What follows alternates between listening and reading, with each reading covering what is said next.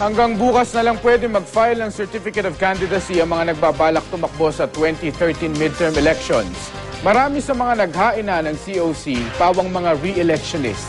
Narito ang report ni Avril Daha ng GMA Bicol.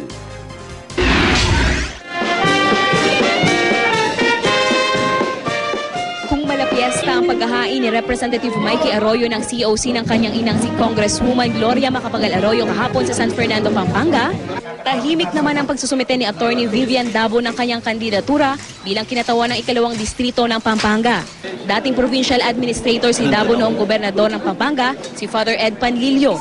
Malaki ang tiwala ni Dabo na matatalo niya si Arroyo dahil daw nasa ilalim siya ng Liberal Party.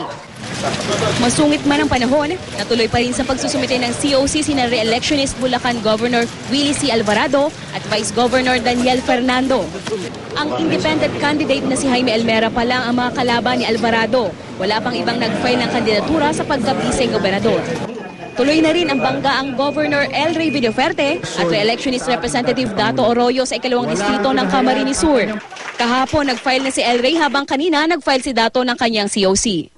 Isang ritual naman ang isinagawa ni re-electionist board member Robert Tudayan sa Candon, Ilocos Sur. Nagkatay sila ng biik para sa ritual na pidis.